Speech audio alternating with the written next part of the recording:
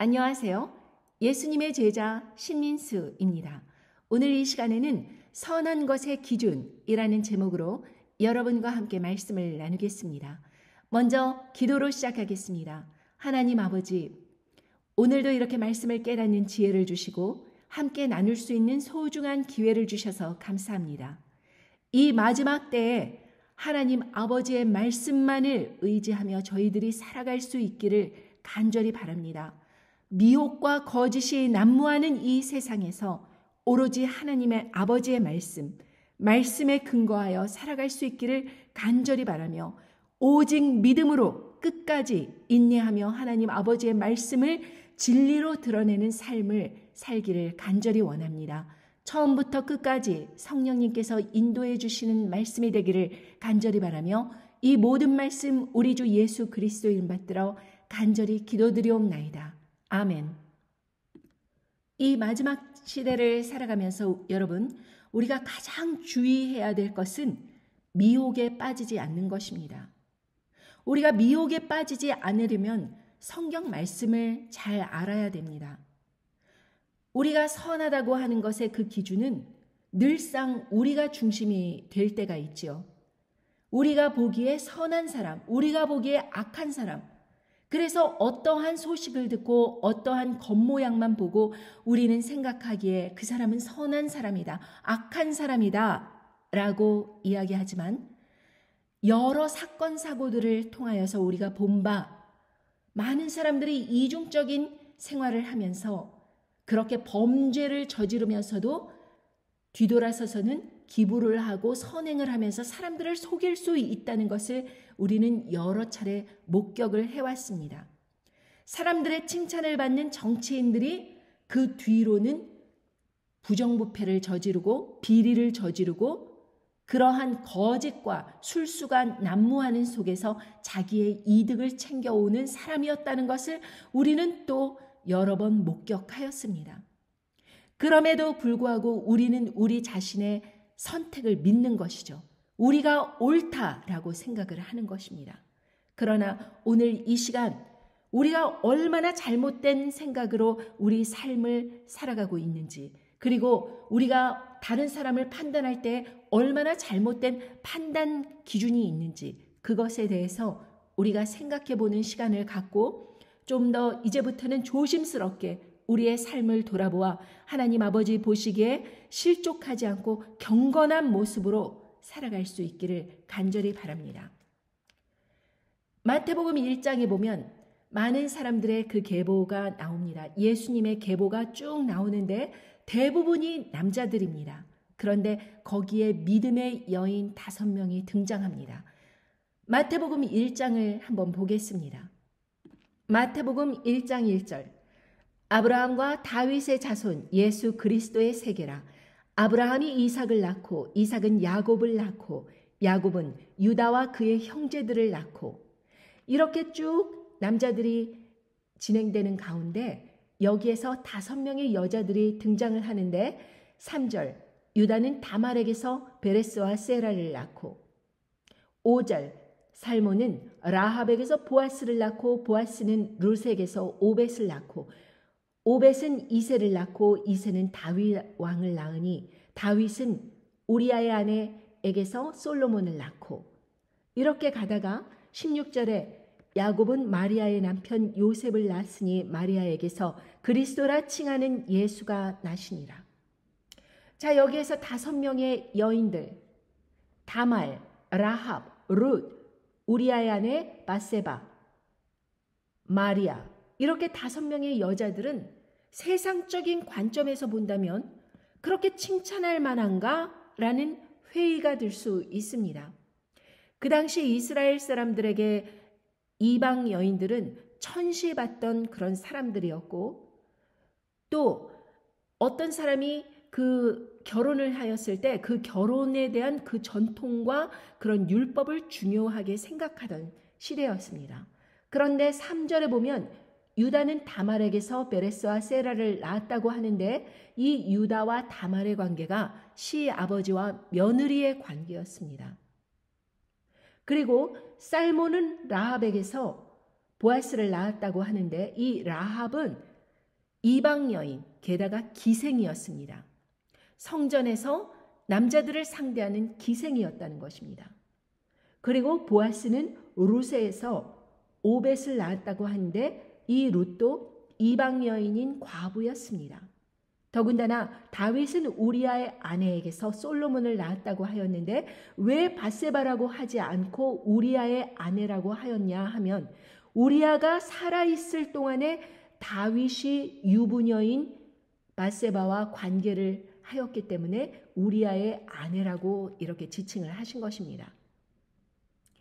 거기에다가 이 마리아는 어떤 여인이냐?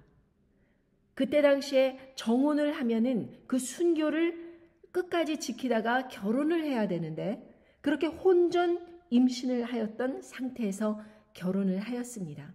만약에 이 혼전 임신 사실이 밝혀지면 돌로 맞아 죽어야 되는 상황이었습니다.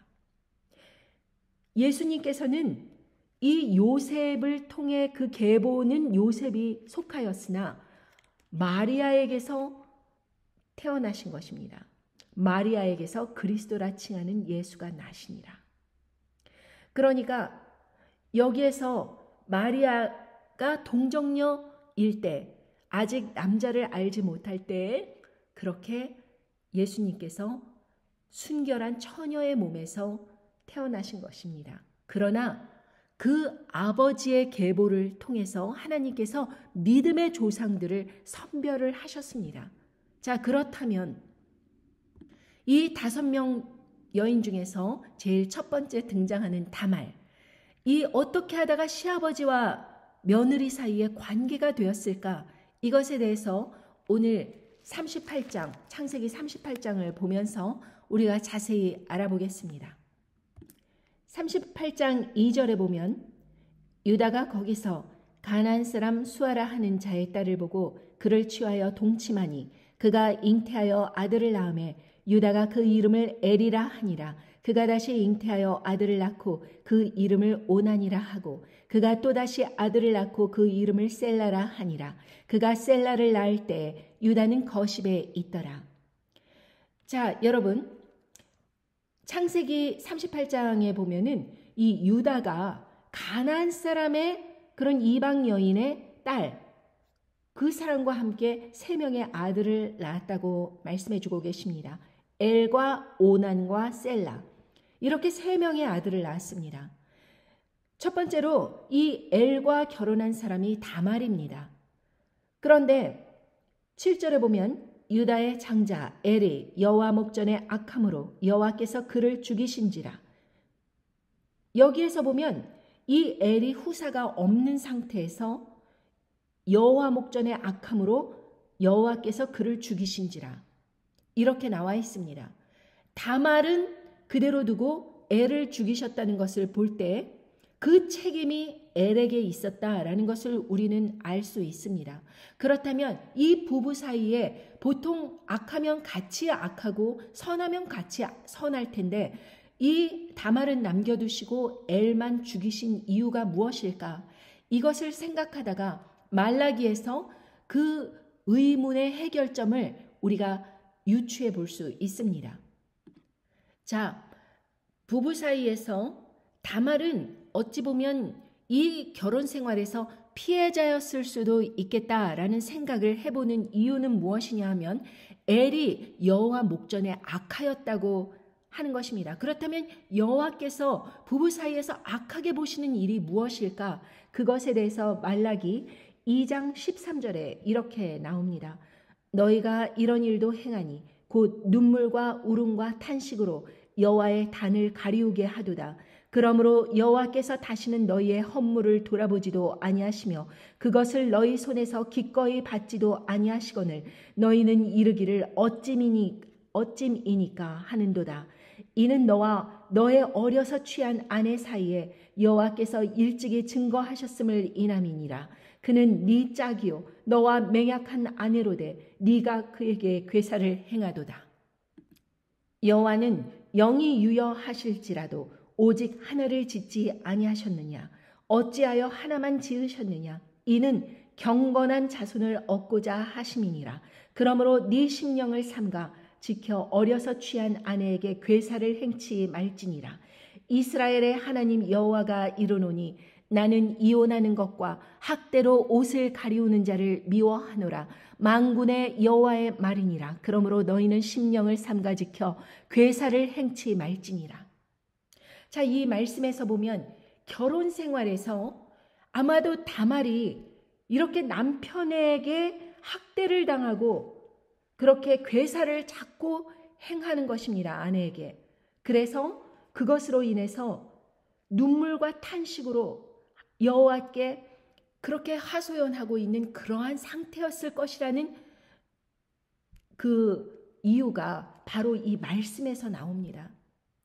경건한 자손을 얻기 위해서는 아내가 경건해야 될 뿐만 아니라 물론 아버지인 그 엘이 그렇게 경건해야 되는데 엘이 결혼 생활에서 아내에게 학대를 하면서 그 눈물로 탄식으로 그렇게 늘 여호와의 단을 가리우는 것입니다.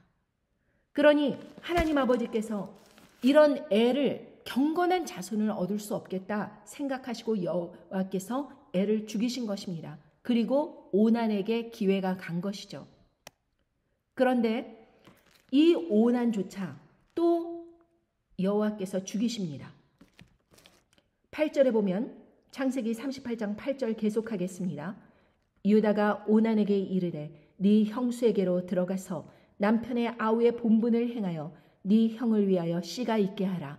오난이 그 씨가 자기 것이 되지 않을 줄을 알므로 형수에게 들어갔을 때 형에게 아들을 얻게 아니하려고 땅에 설정하매 그 일이 여호와 목전에 악함으로 여호와께서 그도 죽이시니. 여러분, 하나님 아버지께서 이 은밀한 일을 보셨다는 것입니다. 둘째 아들 오난이 아버지의 명대로 형수를 여자로서 관계를 하는 것까지는 했어요. 욕정으로 그렇게 관계를 하는 것까지는 했습니다. 그러나 만약에 임신을 시키는 그 상태까지 가면 형수가 임신을 하게 되면 그 장자권이 누구에게로 가는 거예요? 형수가 낳은 그 아들에게로 가는 것 아닙니까? 자기 아들이 아니라 조카에게로 가는 것입니다. 그러니까 이것이 억울한 거예요. 자기의 씨가 되지 않을 줄을 알므로 형수와 관계를 할 때 그 아들에게 그 형에게 아들을 얻게 아니하려고 땅에다 설정하였다. 참 비밀한 일을 하나님께서는 드러내신 것입니다. 하나님께서 죽이신 이유가 바로 이런 악한 일을 보신 것입니다. 처음부터 난 형수와 관계할 수 없습니다. 여자로 보이지도 않을 뿐더러 형의 아내 아닙니까? 뭐 이런 식으로 했다면은 아마도 그렇게 죽기까지는 안 했을 것입니다. 그런데 형수가 여자로 보이기까지는 했어요. 관계까지는 했습니다. 그러나 그 임신을 시키는 그것만큼은 안 하게 하려고 꾀를 낸 겁니다. 이것이 하나님 보시기에 악한 것입니다. 인간적으로 보면 이것이 그렇게 악한 것일까? 우리는 그러한 생각을 할 수 있겠습니다. 그러니까 그 11절에 보면 유다가 그 며느리 다말에게 이르되 수절하고 네 아비 집에 있어서 내 아들 셀라가 장성하기를 기다리라 하니 셀라도 그 형들같이 죽을까 염려함이라. 다말이 가서 그 아비 집에 있으니라. 말하자면 세상 사람들의 기준은 이것입니다. 아유, 저 다말 말이야. 첫째 남편도 그렇게 잡아먹더니 둘째도 잡아먹었대. 애도 못 낳으면서 자꾸 그냥 관계만 했다 하면은 남자들이 죽어나가네. 이러면서 다말에게 임신 못하는 것도 다말에게 뒤집어 씌우고 그렇게 첫째 아들과 둘째 아들이 죽은 그것도 다말에게 뒤집어 씌워서 다말을 비난하는 것입니다. 그러니까 유다도 마찬가지로 이 셋째 아들인 셀라까지 이렇게 다말에게 줬다가 그렇게 죽게 되면 큰일 나니까 이 셀라를 지키려고 다말 보고 수절하고 네 아비 집에 가 있으라, 친정에 가 있으라 이렇게 시키는 것입니다.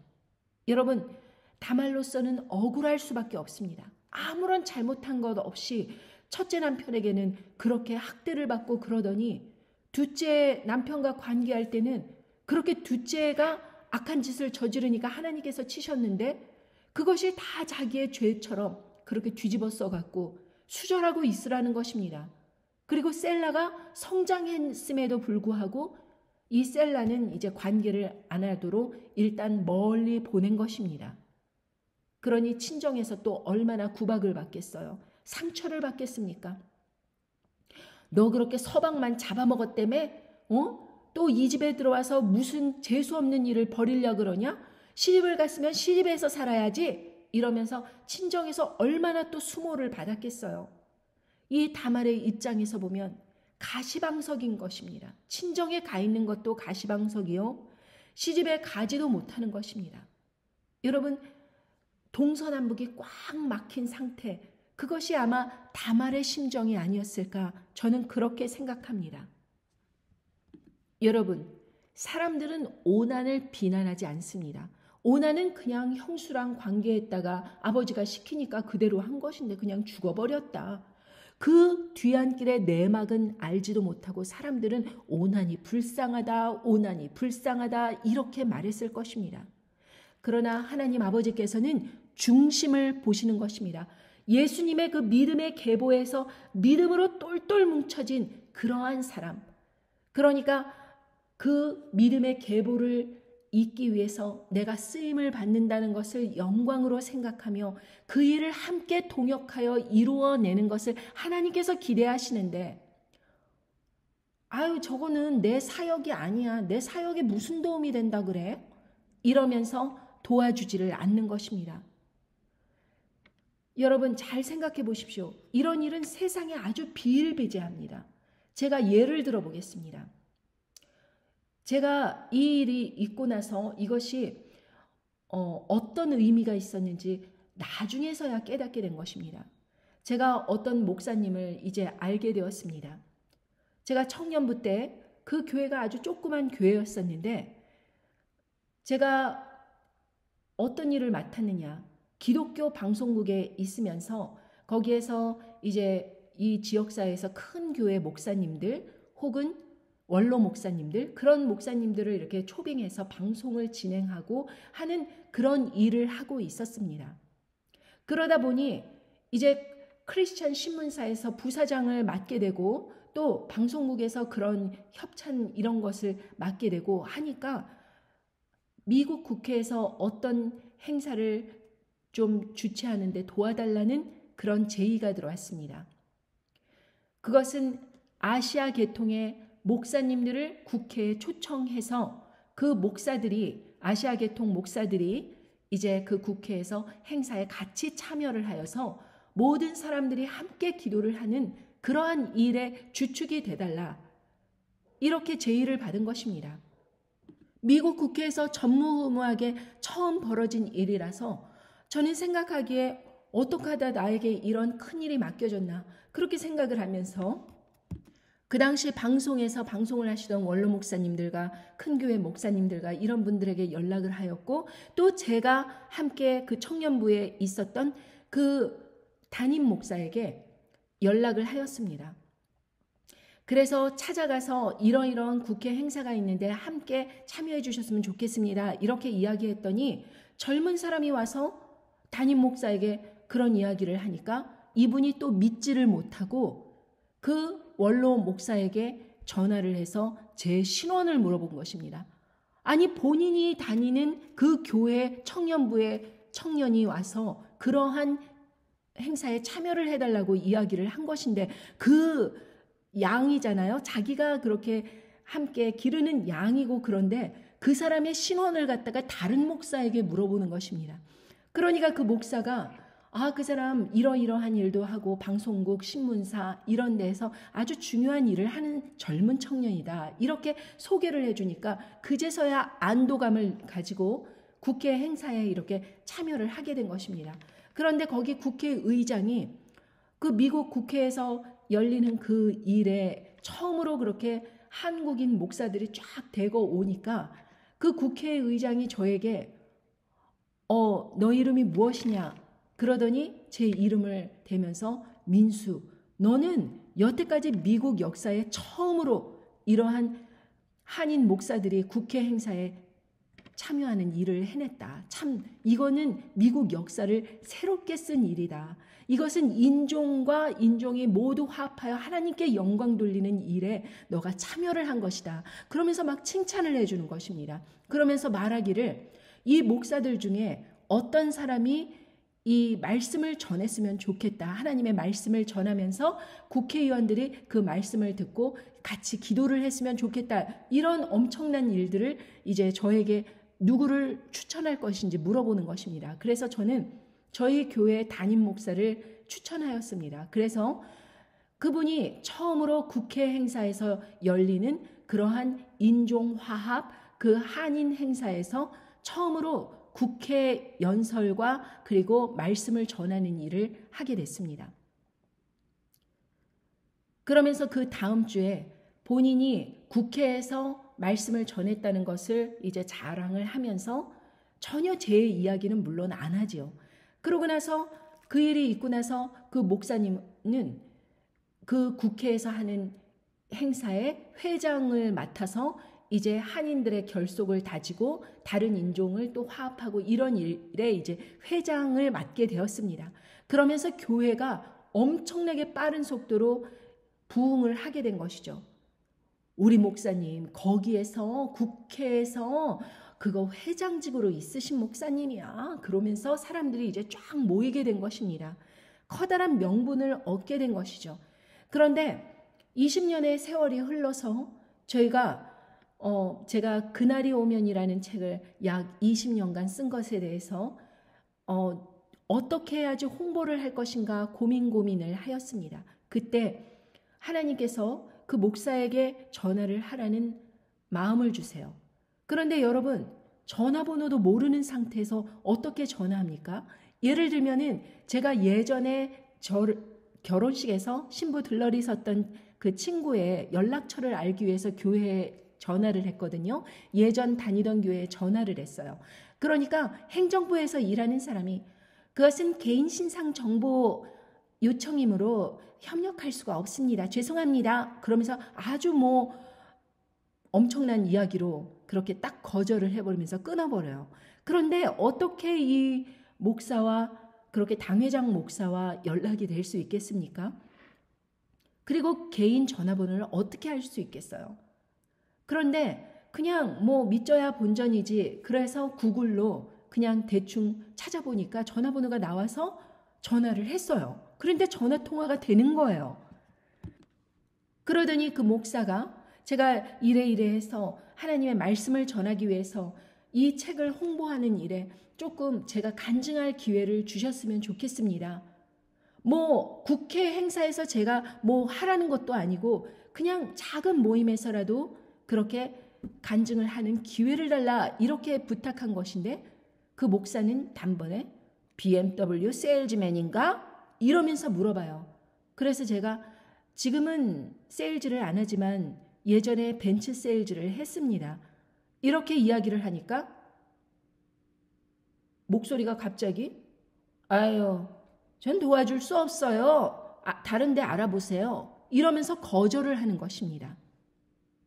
사실 그 목사가 영향력이 굉장히 있으므로 단 한마디 말만 하면은 부흥에도 아마 그렇게 선정하는 것도 그 목사의 재량에 다 달려있는 것인데 그것을 거절하는 것입니다. 그리고 저는 낙담이 되어서 잊어버리려고 했어요. 그런데 하나님께서 다시 한번 전화를 해보라는 마음을 주세요. 그래서 제가 다시 전화를 했습니다. 그랬더니 그 목사 사모가 받아요. 그러더니 그 목사 사모가 그냥 여자는요 남편 내조 잘하면서 그냥 교회 봉사 열심히 하고 헌금 내고 그러면 되는 거예요. 그렇게 여자가 나대면 좋지 않아? 그러면서 훈계하면서 협조를 거절하는 것입니다. 그로부터 1년 뒤에 그 1년도 안 가서 하나님께서 그 목사의 생명을 걷어가셨습니다. 저는 그 일을 겪으면서 하나님께서 정말 어떤 일을 저에게 이렇게 시키셨는데 제가 만약에 그 일을 거부하고 안 하고 아무것도 안 했다면은 그 화가 나한테로 오지 않았을까 하는 마음이 들어서 철렁했습니다. 여러분, 하나님께서 어떤 일을 시키셨을 때 즉각적으로 행동에 옮기는 것이 참으로 중요합니다. 그리고 그것을 상대방이 받아들이고 안 받아들이고는 그 사람의 재량에 달린 것입니다. 에스겔 33장 7절에 보면 인자야 내가 너로 이스라엘 족속의 파수꾼을 삼음이 이와 같으니라. 그런즉 너는 내 입의 말을 듣고 나를 대신하여 그들에게 경고할지니라. 가령 내가 악인에게 이르기를 악인아 너는 정령 죽으리라 하였다 하자. 네가 그 악인에게 말로 경고하여 그 길에서 떠나게 아니하면 그 악인은 자기 죄악 중에서 죽으려니와 내가 그 피를 네 손에서 찾으리라. 여러분, 하나님 아버지께서 파수꾼으로 삼으셨습니다. 그래서 어떤 세상에 악한 일이 벌어지는 것에 대해서 그것은 악한 일이다 라고 제가 말로 경고를 하였습니다. 그런데 그 말을 듣지 않으면 그 사람이 죄악 중에서 죽은데 저는 안전한 것입니다. 9절에 보면 너는 악인에게 경고하여 돌이켜 그 길에서 떠나라고 하되 그가 돌이켜 그 길에서 떠나지 아니하면 그는 자기 죄악 중에서 죽으려니와 너는 네 생명을 보존하리라. 그런데 만약에 제가 그 악인에게 경고하지 않고 그 악인이 자기 죄악 중에서 죽으면 바로 그 악인은 자기 죄악 중에서 죽지만 그 피를 저의 손에서 찾을 수 있다는 것입니다. 그래서 여러분, 제가 화평의 말, 즐거운 말, 이런 좋은 말을 전하는 것이 아니라 하나님 아버지께서 제게 주신 이 세상의 심판이 곧 임한다는 말씀을 계속 전하는 것입니다. 이 말씀을 전하는 이 용감함, 이 믿음의 결단은 그냥 하루아침에 나온 것이 아닙니다. 하나님 아버지의 말씀을 듣고 그것을 경고하지 않고 그냥 가만히 있다가 악인들이 영문도 모르고 죽으면 그것은 그 악인들은 그냥 영문도 모르고 죽은 거예요. 그런데 그 죄의 피값을, 그 피를 파수꾼의 손에서 찾겠다는 것입니다. 그러므로 말씀을 맡은 자가 침묵을 하면 안 된다는 것입니다. 그러니 여러분, 제가 이것이 하루아침에 그냥 깨달아진 것이 아니라 이 목사에게 하나님께서 시키셔서 이 그날이 오면 이 책을 홍보하기 위해서, 알리기 위해서 제가 간증할 수 있는 기회를 달라 하나님의 그렇게 명령대로 저는 실행을 한 것입니다. 그런데 그 사람은 제가 세일즈맨이라고 우스갯거리로 무시하였고 하나님께서는 또다시 기회를 주셨는데 요번에는 똑같은 전화번호로 걸었는데 그 목사가 받은 것이 아니라 그 부인이 받았습니다. 그 사모가 받았는데 사모도 똑같이 무시한 것입니다. 그러니 사모는 졸지에 과부가 되고 그 목사는 생명을 앗아간 것입니다. 하나님께서. 여러분, 이것은 제가 여러분들에게 말한다고 하더라도 여러분은 그분이 누구고 제가 누구를 가리키는지 모를 것입니다. 그러나 은밀한 일이 밝혀지는 것입니다. 언젠가는. 제가 전화를 했다는 것을 어떻게 알 수 있겠습니까? 하나님께서 저에게 시켜서 제가 그분에게 전화했다는 것을 여러분들이 어떻게 알 도리가 있겠어요? 하나님의 섭리가 어떻게 돌아가는지 여러분들께서 어떻게 알겠어요? 그러나 제 삶에서 일어난 일을 여러분들에게 증거 드리는 것은 하나님께서 이런 것을 통해서 제가 섬뜩하고 정말 닭살이 돋고 두렵고 내가 말씀을 전하지 않으면은 나의 생명도 저렇게 앗아갈 수 있겠구나 라는 것을 수도 없이 경험을 했기 때문입니다.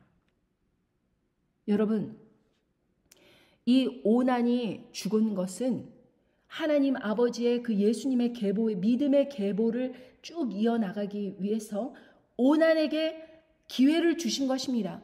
그 오난이 그 믿음의 계보에 참여할 수 있는 그 믿음을 주신 거예요. 다른 사람의 사역을 돕는 거지만 그것이 믿음으로 하였다면 하나님께서 선히 보시고 오난을 생명을 살리실 뿐만 아니라 오난을 예수님의 계보에 그렇게 들어갈 수 있는 영광을 기회를 주신 거예요. 그런데 오난은 인간적으로 생각하신 것입니다. 겉으로 보고 저 장자권이 누구에게로 갈 것인가? 그게 자기에게로 올 것이라고 생각하는 것입니다. 협조 안 하면. 그런데 하나님 그 말씀에 협조를 안 하고 하나님의 그 지시에 협조를 안 하면 그 장자권이 자기에게로 오는 것이 아니라 자기가 죽을 뿐만 아니라 장자권도 뺏긴다. 이것입니다. 여러분, 이것은 짧은 글이지만 큰 의미를 압축하고 있어요. 그래서 제가 여러분들에게 여러 번 이 링크를 다른 사람들에게 부지런히 나눠주어라. 여러분은 그것이 그냥 제가 잘 되려고 그렇게 부탁을 하는가 보다 이렇게 이야기로 듣고 잊어버리지만 하나님 아버지께서 제 입을 통해서 말씀을 전하셨다면 여러분들께서 그 믿음의 계보에 들어가기 위해서 장자권을 함께 참여하기 위해서 그 공이 내 거가 되지는 않지만 여러분이 장자권을 같이 하는데 참여하기 위해서 하나님의 은혜에 참여하기 위해서 여러분들이 같이 협력을 하였다면 여러분들의 삶은 똑같이 하나님 아버지의 그 은혜에 참여하는 그 믿음으로 나올 텐데 저 사람 유명해지면 네가 얻는 게 뭐야? 이러면서 그것을 도와주지를 않는 것입니다. 그뿐만이 아닙니다. 지금 한국 교계가 이렇게 엉망진창이다. WCC, WEA 이런 거에 다 참여하고 그런 이유가 무엇입니까? 그 사람들이 그것을 전혀 알아보지 못하고 믿음이 없어서요? 분별을 못해서요? 그게 아닙니다.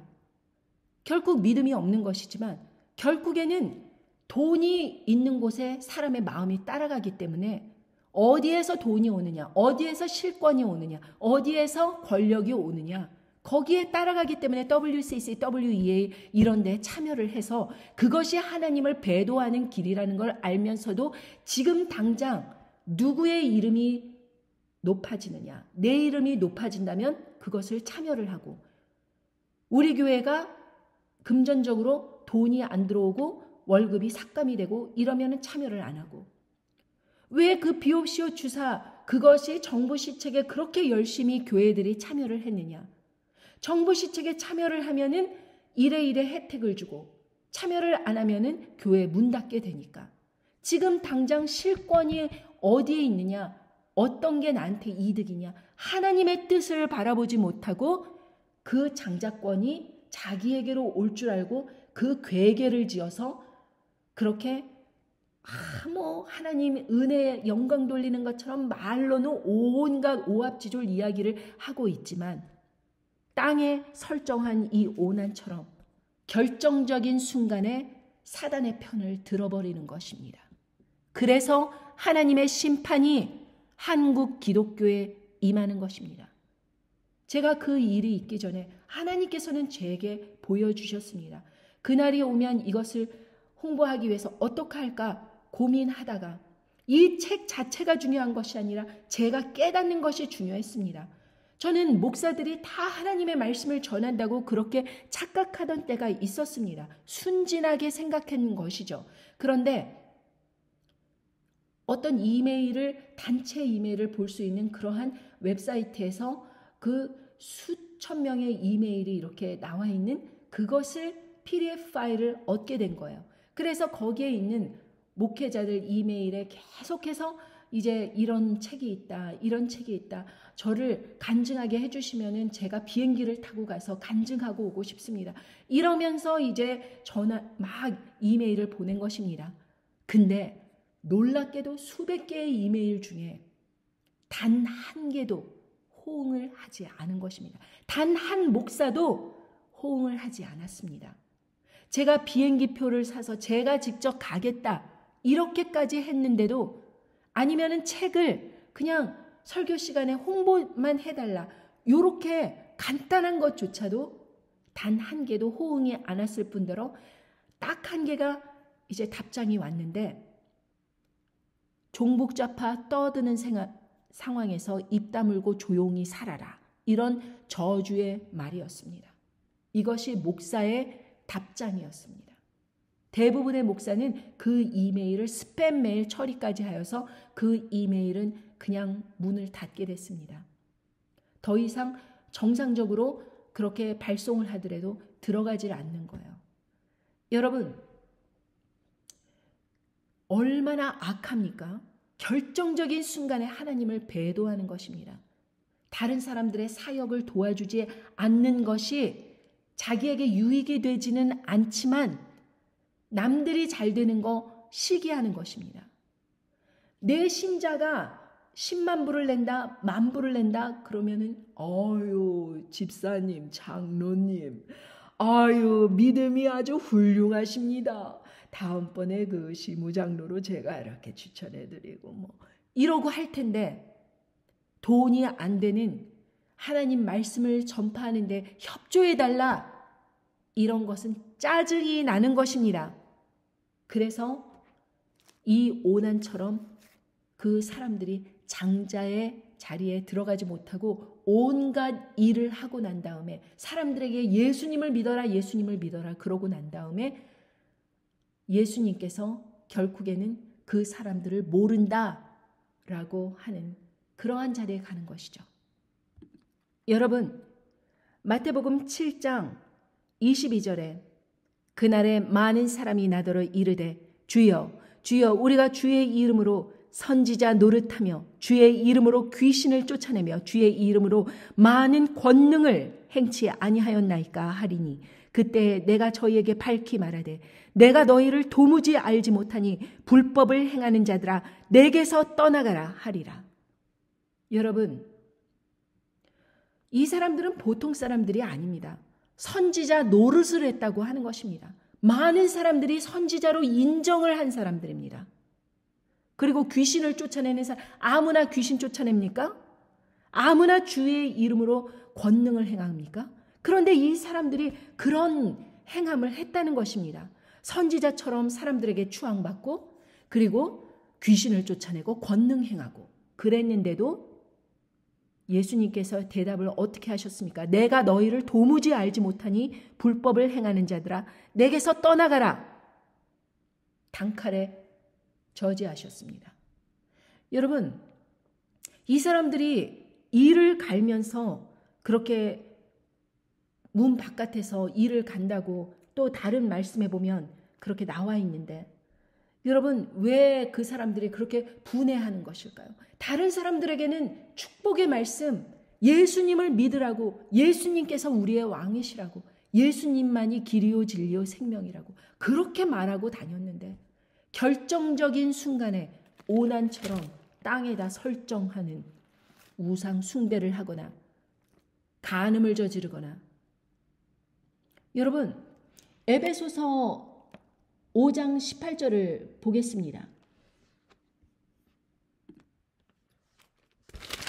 술 취하지 말라. 이는 방탕한 것이니 오직 성령의 충만을 받으라. 여러분 술 취하지 말고 성령님의 충만함을 받으라고 말씀하셨습니다. 우리가 성령님이 충만하다는 것은 여러분 우리의 삶에서 아무리 선지자 노릇하고 뭐 여러 가지 일을 한다고 하더라도 이 성령님께서 충만하지 못하면은 이렇게 세상적인 것과 기준이 애매모호한 거예요. 내가 어떤 것을 해야지 가장 하나님께서 기뻐하시는가 우리가 바르게 알 수 없습니다. 뭐 예를 들면은 고린도전서 6장 9절에 보면은 불의한 자가 하나님의 나라를 유업으로 받지 못할 줄을 알지 못하느냐. 미혹을 받지 말라. 음란하는 자나 우상 숭배하는 자나 간음하는 자나 탐색하는 자나 남색하는 자나 도적이나 탐남하는 자나 술 취하는 자나 후욕하는 자나 토색하는 자들은 하나님의 나라를 유업으로 받지 못하리라. 여러분 여기에서 음란하는 자, 우상 숭배하는 자, 간음하는 자, 탐색하는 자, 남색하는 자 우리가 다 생각하기에 이런 사람들은 정말 하나님의 나라를 유업으로 받지 못해 이런 걸 알고 있습니다. 도적이나 탐남하는 자, 다 마찬가지입니다. 그런데 술 취하는 자, 후욕하는 자, 토색하는 자, 하나님의 나라를 유업으로 받지 못한다. 여러분, 술 취하는 것이 뭐 그리 나쁜 것일까라고 우리들은 생각할 수 있습니다. 그런데 하나님의 기준에서 보면은 왜 술 취하는 것이 그렇게 악한 것인가? 이 인간의 역사 속에서 보면은 술 취하는 것 때문에 악한 일을 창세기서부터 그렇게 저질러져 왔다는 것입니다. 그래서 술 취하지 말려고 하는 것입니다. 우리가 생각하기에 저 사람은 좀 술 좀 먹지만 굉장히 마음이 착해. 우리는 이렇게 생각하지 않습니까?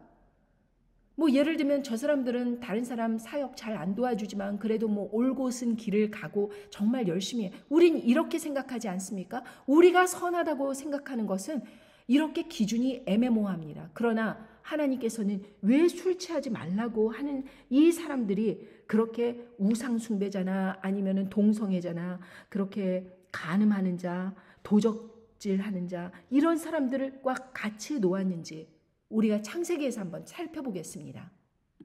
창세기 9장 20절에 보겠습니다.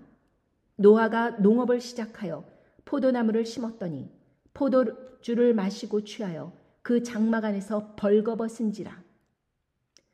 그렇게 노아의 방주 사건이 일어나면서 100년여 가까이 약 100년 동안 그렇게 모든 식구들과 함께 경건하게 세속에 물들지 않고 방주를 지었습니다.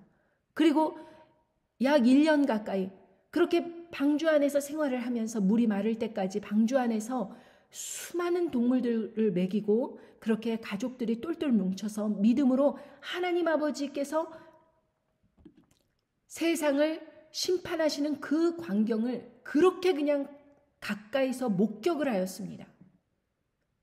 엄청난 은혜를 받은 것입니다. 여러분들 생각해 보십시오. 수십억의 인구가 다 몰살이 됐습니다. 그 중에서 8식구만 딱 남은 거예요. 그리고 나서 농경을 시작한 것입니다. 그리고 포도나무를 심었어요. 그러니까 포도나무가 익으니까 그걸 그냥 식용으로 이렇게 먹는 것이 아니라 포도주를 또 만드는 거예요. 그러고 나서 취하여 갖고 그 장막 안에서 벌거벗었대요. 여러분, 이 일로 인해서 어떠한 일이 일어났느냐? 22절부터 계속 읽어보겠습니다.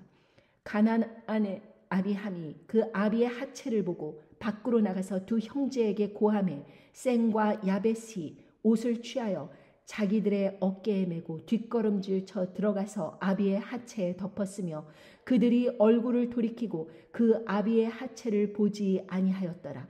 노아가 술에 깨어 그 작은 아들이 자기에게 행한 일을 알고 이에 가로되 가나안은 저주를 받아 그 형제의 종들의 종이 되기를 원하노라. 여러분, 이 상황을 보면은요, 그냥 포도주 마시고 벌거벗고 누웠는데 함이 이렇게 보고서는 벌거벗었어. 그러니까 나머지 형제들 셈과 야벳이 옷을 취하여서 그렇게 뒷걸음질 쳐가서 보지 않고 아버지에게 덮어주었다. 이게 뭐 그렇게 엄청난 사건이냐? 왜 갑자기 노아는 그 가나안을 저주를 하면서 그 형제들의 종들의 종이 되기를 원하노라. 종도 아니고 그냥 종들의 종, 밑바닥이 되라는 것입니다. 노예가 되라는 것입니다. 왜 손주를 그렇게 갑자기 저주하는 것일까요? 그게 그렇게 저주받을 사건인 것 같습니까? 이 구절만 놓고 볼 때요. 그런데 여기에는 큰 의미가 있습니다. 자, 보십시오. 노아가 포도주를 마시고 이제 취하였어요. 그렇게 방 안에서 벌거벗은 상태로 있는 것입니다. 그런데 이때 노아가 술이 깨어 그 작은 아들이 자기에게 행한 일을 알고 이렇게 나와 있는데 영어 성경을 한번 보겠습니다. When Noah awoke from his wine, he knew what his youngest son had done to him. What his youngest son. 여기에서 his는 노아가 아닙니다. 여기에서 히스는 그의 가장 막내 아들 영기스트라고 하였습니다. 자, 노아는 3명의 아들이 있습니다. 셈, 함, 야벳. 그러니까 야벳이 가장 막내입니다. 만약에 히스 영게스 선 그랬을 때 히스가 만약에 노아라고 한다면 영기스 선은 야벳이 돼야 되는 것입니다. 그런데 가나안을 저주하셨습니다. 가나안은 바로 함의 막내 아들입니다. 여기에서 우리는 알 수 있는 것이죠. 10장 6절에 보면 함의 아들은 구스와 미스라임과 붓과 가나안이요. 이 순서대로 있기 때문에 가나안이 가장 막내 아들입니다. 노아의 막내 아들은 야벳입니다. 셈과 야벳은 옷을 가져다가 뒷걸음질 쳐서 아버지의 그 나체를 덮어주었습니다. 그러니까 야벳을 의미하는 게 아닙니다. 여기에서는 가나안. 그 노아가 술에 깨어서 그 작은 아들, 여기에서 함의 막내 아들인 가나안이 자기에게 행한 일을 알고 이것은 노아가 벌거벗은 상태에서 가나안이 노아에게 무슨 일을 저질렀다는 것입니다. 치욕스러운 일을 저질렀겠죠. 벌거벗은 술 취한 사람에게 치욕스러운 일을 저질렀으니까 그것을 차마 말하지 않고 자기에게 행한 일을 알고 이렇게 표현을 하신 것입니다. 여러분, 술에 취해서 인사불성이 되면은요, 사단에게 그 악한 일을 당할 그 기회를 주는 것입니다. 인사불성이 되니까 자기가 무슨 일을 당하는지 몰라요. 여기에서 노아뿐만이 아닙니다. 롯도 어떤 일을 당하였나? 롯이 소알성에서 나와갖고 산으로 도망해갖고 굴에 거하다가 이제 아내는 돌기둥이 돼버리고 그렇게 딸 둘과 굴에서 거하는 거예요. 그러니까 완전히 홈레스가 된 상태에서 어떤 사람이 정혼을 하겠다고 그 딸들에게 이제 결혼을 하겠다고 하겠습니까? 그러니까 그 딸들이 어떠한 일을 저지르냐 하면 32절을 보겠습니다. 창세기 19장 32절. 우리가 우리 아버지에게 술을 마시우고 동침하여 우리 아버지로 말미암아 인종을 전하자 하고 그 밤에 그들이 아비에게 술을 마시우고 큰딸이 들어가서 그 아비와 동침하니라. 그러나 그 아비는 그 딸에 눕고 일어나는 것을 깨닫지 못하더라. 이러고 나서 35절에 보면 이 밤에도 그들이 아비에게 술을 마시우고 작은 딸이 일어나 아비와 동침하니라. 그러나 그 아비는 그 딸에 눕고 일어나는 것을 깨닫지 못하였더라. 롯의 두 딸이 아비로 말미암아 잉태하고 큰 딸은 아들을 낳아 이름을 모압이라 하였고 오늘날 모압 족속의 조상이요 작은 딸도 아들을 낳아 이름을 베암미라 하였으니 오늘날의 암몬 족속의 조상이었더라. 여러분, 이 두 딸이 아버지를 상대로 근친상간을 저지르기 위해서 술을 억지로 마시우고 그 아버지는 술에 권해와서 취해 있는 상태에서 첫째 날은 큰딸이 들어가서 성관계를 하고 둘째 날은 작은 딸이 들어가서 성관계를 하고 그러고 나서 임신들을 하였다는 것입니다. 그리고 나서 모압과 암몬 족속을 태어나게 되었죠.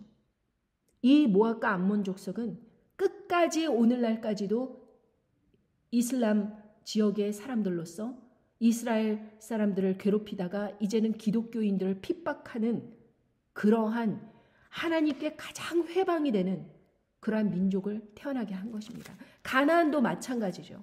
가나안 땅 얼마나 타락을 했습니까? 그 타락한 땅에서 하나님께서 원래는 그 땅이 젖과 꿀이 흐르는 땅이 이스라엘 백성들에게 주시려고 하였던 그 땅인데 그렇게 가나안 족속들이 다 차지하고 앉아갖고 얼마나 정말 폐괴한 일들을 거기에서 행하였습니까? 여기에서 창세기 10장 19절에 보면 가나안의 지경은 시돈에서부터 그라를 지나 가사까지와 소돔과 고모라와 아드마와 스보임을 지나 라사까지였더라. 소돔과 고모라 땅에 살던 사람들, 가나안 사람들, 이 사람들이 얼마나 악하고 악하였는지 여러분들 롯을 통해서 잘 보셨지 않습니까? 여러분들, 우리가 그냥 생각하기에 선하다는 것의 기준대로 살았다면 아마 우리는 예수님의 그 계보에 그렇게 예수님께서 태어나시지도 못했고 우리가 생각하는 그 기준으로 그렇게 살아갔다면 우리는 예수님을 만나지 못했습니다. 우리는 우리의 선악간의 기준을 뛰어넘어 바로 믿음으로 예수님을 붙잡았기 때문에 우리가 살 수 있는 것입니다. 그렇게 다말이 어떻게 해서 그렇게 첫째 아들과 둘째 아들이 죽은 상태에서 셀라까지 그 시아버지가 가까이 못하게 그렇게 그 다말을 갖다가 친정에 가서 수절하고 있어라, 이런 상황에서 어떻게 그 믿음의 계보에 들어가게 됐나. 자, 다말은 유다의 아내, 바로 엘과 오난과 셀라의 어머니가 죽게 된 것입니다. 그래서 이제 혼자 된 거예요. 호라비가 된 것입니다. 유다가. 그렇게 유다가 호라비가 되고 다말은 과부인 상태에서 13절에 보니까 혹이 다말에게 고하되 네 시부가 자기 양털을 깎으려고 딥나에 올라왔다 한지라. 그가 그 과부의 의복을 벗고 면박으로 얼굴을 가리고 몸을 휩싸고 딥나길 겹 에나임 문에 앉으니 이는 셀라가 장성함을 보았어도 자기를 그의 아내로 주지 않음을 인함이라. 그가 얼굴을 가리웠으므로 유다가 그를 보고 창녀로 여겨 길 곁으로 그에게 나아가 가로되 청컨대 나로 네게 들어가라 하니 그 자부인 줄 알지 못하였음이라. 그가 가로되 당신이 무엇을 주고 내게 들어오려느냐. 유다가 가로되 내가 내 떼에서 염소 새끼를 주리라. 그가 가로되 당신이 그것을 줄 때까지 약조물을 주겠느냐. 유다가 가로되 무슨 약조물을 네게 주랴. 그가 가로되 당신의 도장과 그 끈과 당신의 손에 있는 지팡이로 하라. 유다가 그것들을 그에게 주고 그에게로 들어갔더니 그가 유다로 말미암아 잉태하였더라. 그가 일어나 떠나가서 그 면박을 벗고 과부의 의복을 도로 입으니라. 자, 이 다말은 이제 시어머니가 돌아가고 호라비가 되었어요. 시아버지가. 그런 상태에서 딥나에 온다는 소식을 들었습니다. 창녀로 분장을 한 것입니다. 그리고 나서 이제 그 시아버지가 그 관계를 하려고 하니까 바로 그 전에 나에게 이제 확실한 그 선물을 달라. 가격을 지불하라. 염소 새끼를 주겠다. 그러나 당장은 없으니까 뭘 주겠느냐. 도장과 끈과 지팡이, 이 세 개를 달라고 하였습니다. 그 사람만이 알아볼 수 있는 확실한 것, 인감도장 같은 거죠. 지금의. 여러분, 그 사람만이 알아볼 수 있는 아주 확실한 것, 다른 곳에서 얻을 수 없는 것, 그것을 달라고 한 것입니다. 그리고 나서 24절에 보면 석 달쯤 후에 혹이 유다에게 고하여 가로되 네 며느리 다말이 행음하였고 그 행음함을 인하여 잉태하였느니라. 유다가 가로되 그를 끌어내어 불사르라. 여인이 끌려나갈 때에 보내어 시부에게 이르되 이 물건 임자로 말미암아 잉태하였나이다. 청컨대 보소서 이 도장과 이 끈과 지팡이가 네 것이니까 한지라. 유다가 그것을 알아보고 가로되 그는 나보다 옳도다. 내가 그를 내 아들 셀라에게 주지 아니하였음이로라 하고 다시는 그를 가까이 하지 아니하였더라. 여기에서 유다의 도덕성이 나옵니다. 그냥 정욕 때문에 며느리를 취하고 이렇게 하지 않고, 며느리가 아무리 그 과부가 됐고 자기가 그 호라비가 됐어도 며느리를 가까이 하지 않은 것입니다. 그런데 유다가 말하기를 다말이 자기보다 옳도다. 그가 나보다 옳도다. 이렇게 인정해 주었다는 것입니다. 여러분, 왜 옳다고 하였을까요? 사실은 하나님의 그 법대로 한다면은 그렇게 셀라 막내 아들을 줘서 그 다시 한번 믿음의 계보를 이어나가게끔 그렇게 기회를 줬어야 되는데, 유다는 인간적인 생각으로 하나님의 계보보다 자기 아들 지키는 게 더 중요하다, 이렇게 생각한 것입니다. 그런데 하나님께서는 이 다말에게 지혜를 주셔서 그렇게 또 시어머니가 돌아가서 호라비가 되는 그런 상태에서 그 시아버지와 관계를 해서 하룻밤 잤는데 그것으로 잉태를 하도록 하나님께서 허락해 주신 것입니다. 여러분, 이것은 정말 기적과 같은 일이 아닐 수 없습니다. 사라가 거의 100세 되었을 때 정말 그 경도가 다 끊겨서 여자로서 그 가능성이 없었을 때 아브라함도 그렇게 그냥 나이가 들어서 100세가 되었을 때 그때 믿음의 자녀 이삭을 주셨습니다. 그런데 마찬가지로 어떻게 그 유다도 나이가 들었을 거 아닙니까? 그런데 며느리가 그렇게 하룻밤 그렇게 관계를 했는데 그것이 잉태되어서 하나님께서 허락하셔서 후사를 낳게 해주신 거예요. 여러분, 제가요, 이건 여담이기도 하지만 예전에 둘째 아이를 임신하고 출산하였을 때 굉장히 시댁으로부터 억울한 일을 많이 당했고 괴로움을 당했습니다. 그리고 남편도 시집편이었죠. 저는 적들에게 다 둘러싸여 갖고 마음이 너무 공고하고 힘들 때였습니다. 아이를 낳은 지 2주도 안 되었습니다.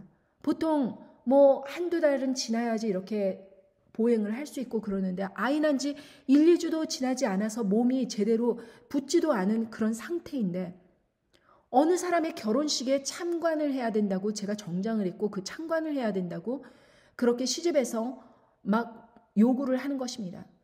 시집은 둘째 아이를 임신하고 태어났는데 그 둘째 아이를 보러 오지도 않았습니다. 손주가 태어났는데 보러 온 사람이 없습니다. 그런데 그 결혼식에는 제가 참석해야 된다고 주장을 하는 것입니다. 여러분, 상식적으로 생각해보면 지금 생각해보면 말이 안 되죠. 어떻게 손주가 태어났는데 보러 오지도 않으면서 본인들 그 행사 그런 거에는 참여해야 된다고 저를 그렇게 강요할 수 있을까요? 그런데 아무튼지 간에 저는 그때 당시에 아이를 딱히 맡길 곳도 없었고 또 몸도 그렇고 수유를 하고 있는 과정에 있었기 때문에 못 간다고 하였습니다. 그런데 그 결혼식을 한다는 사람이 그 시집에서 이제 사돈댁의 그런 자기들이 아주 귀엽게 이쁘게 보는 그런 사람인데 이유를 알고 봤더니 돈을 엄청 싸들고 와서 시부모에게 잘했다. 이 사람은 굉장히 착한 사람이다. 그리고 캐톨릭으로 그렇게 개종할 마음도 있고 그러면서 너는 개신교로서 말만 많고 너는 우리 마음에 들지 않고 이러면서 저를 이제 공격을 하는 것입니다. 그러나 저러나 어쨌든 저는 이제 처지가 그렇지 않기 때문에 못 간다고 하는 상황이었는데 사실 저는 그 여자에 대해서 그 결혼한다는 그 여자에 대해서 과거를 알고 있었어요. 건너 들어서 그 사람이 한국에서 한번 결혼을 했다 실패한 사람이었습니다. 그런데 처녀처럼 속이고 이제 재혼인데 재혼이 아닌 것처럼 초혼처럼 속이고 결혼을 하는 거예요. 그런데 그런 상황에서 저와 그 사람을 비교를 해가면서 이 사람은 이렇게 잘하고 있는데 너는 이걸 못한다 저런다 저를 막 핍박을 하니까 그냥 저는 남편에게 이야기를 했습니다. 그 사람의 과거가 이러한데 왜 나와 비교를 하느냐 이렇게 이야기를 했습니다. 그랬더니 남편이 쪼르르 달려가서 시집에 일렀습니다. 그랬더니 시집에서는 그 사람이 비리를 저지른 거고 그 사람이 거짓말을 한 거잖아요. 그 여자가. 한국에서 결혼한 걸 속이고 그렇게 재혼인데 초혼처럼 그렇게 결혼을 하는 거잖아요. 그런데 그 비밀을 남의 비밀을 발선할 제가 나쁜 사람이다. 그러면서 저를 가만 안 두겠다 하면서 일을 가는 것입니다. 말도 안 되는 일이 일어난 것이죠. 그래서 제가 남편에게 아니 내가 그렇게 진실을 밝혔어도 남편이 말하지 않았으면 진실이 드러나지 않았을 거고 또 그 사람들이 진실을 알았어도 그 며느리를 그렇게 내버려 뒀으면 아무 일도 없었을 텐데 자기들이 다 그런 걸 까발리고 문제 생기고 그러니까 왜 그것을 나한테 뒤집어 씌우느냐 내가 거짓말을 한 것도 아닌데 이렇게 하면서 따졌습니다. 그러나 저러나 저를 죽일 사람 몹쓸 사람 하면서 괴롭히는 것입니다. 그런데요 여러분 그 부인이 저를 그렇게 이제 욕을 하면서 그 사람 잘못이다 이러면서 이제 시집 식구들을 다 동반하고 와서 저를 괴롭히면서 그렇게 했지 않습니까? 저는 그 당시에 둘째 아이를 출산한 상태고 그 사람이 이제 막 결혼을 한 상태잖아요. 50이 지난 지금까지도 아이가 없습니다. 그렇게 노력을 하는데도 아이가 안 생기는 거예요. 그래서 강아지만 키웁니다. 그런데 그 사람도 이제 그 비율을, 사람들의 비율을 맞춰야지 자기 자리를 계속 유지할 수 있는 거 아닙니까? 그러니까 한 번은 먼 훗날 20년 지나서 어떤 모임에 가서 했는데 실권이 있는 사람에게 비율을 맞추면서 어머 멋있어요 멋있어요 이러면서 그렇게 비율을 맞추면서 50이 된 사람이 그렇게 슬프게 살아가고 있더라고요. 여러분, 돈을 벌면 뭐 합니까? 자기가 그렇게 소중하게 줄 수 있는 사람도 없는 것입니다. 그냥 자기 혼자 누리고 즐기고 먹다가 인생 끝나는 것이죠. 여러분, 하나님의 축복입니다. 자녀는. 하나님께서 이렇게 단 하루 만에 그렇게 후사를 허락해 주신 다말의 그 불쌍한 인생을 보시고 그렇게 사람들로부터 오해를 받고 괴롭힘을 당하고 그렇게 억울한 일을 당하고 그러나 결국에는 다말은 그 하룻밤으로 인해서 쌍둥이를 낳게 됩니다. 28절부터 보면 27절부터 임산하여 보니 쌍태라 해산할 때에 손이 나오는지라 산파가 가로되 이는 먼저 나온 자라 하고 홍사를 가져 그 손에 메었더니 그 손을 도로 들이며 그 형제가 나오는지라 산파가 가로되 네가 어찌하여 터치고 나오느냐 한고로 그 이름을 베레스라 불렀고 그 형제 곧 손에 홍사 있는 자가 뒤에 나오니 그 이름을 세라라 불렀더라. 여러분, 다말이 그래서 예수님 계보에 드는 그 베레스를 낳게 된 것입니다. 그런데 이 베레스가 태어날 때도 어떻게 태어났느냐? 사실은 그 세라가 먼저 나왔습니다. 큰형이 먼저 나오려고 손을 쏙 내민 거예요. 그랬더니 산파가 거기에다 홍시를 딱 묶어줬습니다. 그랬더니 베레스가 그걸 잡아 당겨서 지가 먼저 나온 것입니다. 첫째가 되겠다고. 장자가 되는 영광을 베레스가 얻은 것입니다.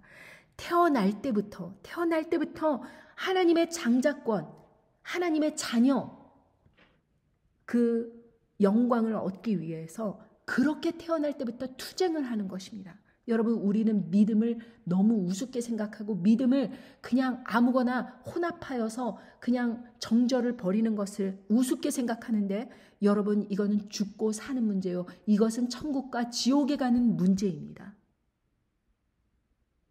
이 생각이 없다 하는 이 아기들조차도 이렇게 엄청난 산고를 겪고 투쟁을 하여서 장자권을 얻으려고 그렇게 노력을 했다면 우리는 이미 예수님의 그 보혈로서 장자권, 그 장자의 총회에 들어갈 수 있는 그런 영광을 얻었는데 하나님의 자녀라 그 얻는 그 영광을 얻었는데 그것을 죽 한 그릇 배고프다고 그것을 혼탁하게 그 몇 푼 주겠다고 그것을 얻으려고 그렇게 타협한 에서와 같이 망령된 자가 있을까 두려워하라. 여러분, 여러분과 제가 그 얻은 그 믿음은 하나님의 은혜 없이는 도저히 얻을 수 없는 믿음이었습니다. 그러나 중요한 것은 그 믿음을 갖고 난 후에 성령님 안에서 그 믿음을 충실히 열심히 자라고 성장하고 그래서 남들에게 복음을 전파하고 남들을 살리는 일에 적극 나서고 사람들에게 열심히 그 복음에 협력하여서 옳은 말씀이 전파된다 하면 그 말씀을 세상 사람들에게 알려주어서 사람들이 죽어가는 사람들에게 생명을 살리는 그 일에 앞장서야 될 사람들이 그렇게 아무것도 하지 않고 자기가 갖고 있는 그 믿음을 아무에게나 타협을 하고 그렇게 아주 허접한 약한 그런 약속, 권력, 돈 그것에 타협을 한다는 것입니다. 선지자 노릇하고 귀신 쫓고 방언하고 엄청난 사역을 하는 것처럼 권능을 하는 것처럼 그렇게 10만 명이나 되는 교인을 그렇게 이끌었던 그런 사람조차도 끝까지 성령님 안에서 믿음의 정절을 지키지 못했다면 그 사람은 결국에는 믿음을 저버린 자이다. 배도한 자이다. 그 결말을 얻는다는 것입니다. 그러나 여러분, 우리가 믿음을 가진 것도 이것도 엄청난 축복이지만 그 과정 속에서 얼마나 하나님 아버지를 전심전력으로 사랑하고 끝까지 나오느냐. 다말의 인생을 통해서 정말 끝까지라도 포기하지 않고 그 슬픈 인생에서 자기가 지을 수 있는 온갖 그 투쟁과 모략을 통해서 결국에는 하나님의 영광을 드러내는 그 일에 참여하는 자로 나오겠다는 굳은 결심을 하는 그 그냥 평범해 보이는 사람들의 조롱받고 비난받던 그 다말에게서조차도 그러한 믿음이 있었다면 우리가 이 예수님의 복음을 받은 우리로서는 얼마나 더 충실하고 얼마나 더 정말 지략이 뛰어난 그런 믿음으로 나와야 되는가. 여러분들은 그 일에 몰두하고 집중하고 그 일에 최선을 다하여서 하나님께 영광을 드러내시는 삶이 저와 여러분이 되기를 간절히 원합니다. 안녕히 계십시오.